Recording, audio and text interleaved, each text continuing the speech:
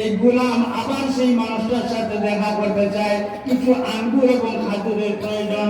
মালিক permission দিয়ে দিল, কিছু আঙ্গুর এবং খাজুর নিয়ে এবার রহমতের নবীর সামনে পেশ করে বলে, ওগো আল্লাহর নবী মুহাম্মদ সাল্লাল্লাহু আলাইহি সাল্লাম, গতদিন দেখেছি সদকা গ্রহণ করেন নাই, এটা আপনাকে হাদিয়া স্বরূপ দিয়ে দিলাম।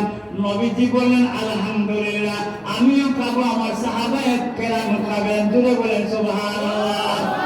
দুইটা পরীক্ষায় মুহাম্মদ সাল্লাল্লাহু আলাইহি সাল্লাম ফেল না পাস। সালমান পরীক্ষায়, দুইটা পরীক্ষায় ফেল না পাস। পরীক্ষা বাকি আছে কয়টা? বাকি আছে কয়টা? বলবো? শুনতে রাজি আছেন? একটা পরীক্ষা বাকি আছে। সালমান জানতেন আখির যুগের পয়গম্বরের কান্দের মাঝামাঝি জায়গায় মোহরে নবুয়ত থাকবে। আওয়াজ দিয়ে বলেন আল্লাহু আকবার।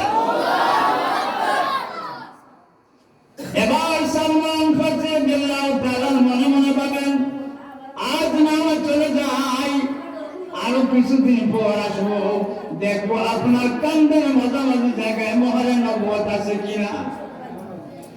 সালমান যখন চলে যায়, জিবরিল আমিন আলাইহিস সালাম নবীজির খিদমতে হাজির হয়ে বলেন, ওগো আল্লাহর নবী, আপনার সালমান চলে যায়, তার একটা পরীক্ষা এখনো বাকি আছে, মোহরে নবুয়ত দেখতে চায়। জুড়ে বলেন সুবহানাল্লাহ। নবীজি ইঙ্গিতে ডাক দিলেন, সালমান দিকে আয়, আমার পিছন দিকে আয়। নবীজি চাদর মুবারক সরাইয়া দিলেন।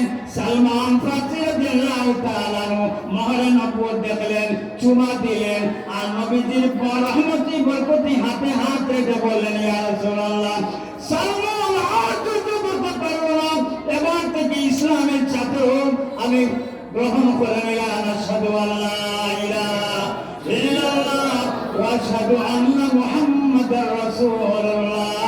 জুড়ে বলেন আলহামদুলিল্লাহ। সালমান ফারসি রাদিয়াল্লাহু তাআলা বললেন, ইয়া রাসূলুল্লাহ, বদরের যুদ্ধটায় আমি মদিনায় ইহুদির গোলাম, ইসলাম গ্রহণ করতে পারি নাই, বদরের যুদ্ধে অংশ নিতে পারি নাই। উহুদের যুদ্ধে চলে যায়, আমি মুসলমান হইতে পারি নাই, উহুদের যুদ্ধে অংশগ্রহণ করতে পারি নাই। শুধু রাতের বেলায় চোখের পানি ছেড়ে দিয়ে কান্দে বললাম, ইসলামের নবীর কাছে স্বাধীনভাবে কখন যাব? আর ইসলামের ছাত্র হইয়া সারা জীবন নবীজির খিদমতে কাটাইয়া ঈমান নিয়ে মৃত্যুবরণ করবো। আল্লাহর দরবারে মুনাজাত করেছি, এখন থেকে ইসলাম গ্রহণ করেছি, কিন্তু আমি তো সব সময় আপনার খিদমতে থাকতে পারবো না, আমি এখনো ইহুদির গোলাম।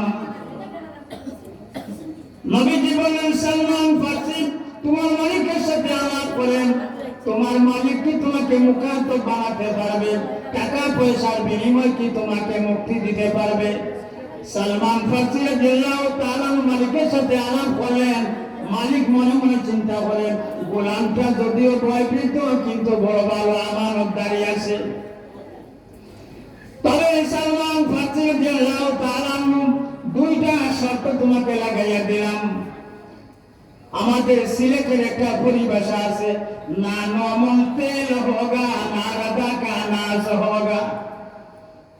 নমন তেল জোগাড় করতে পারবে না, আর রাধার নাচ দেখাও হবে না।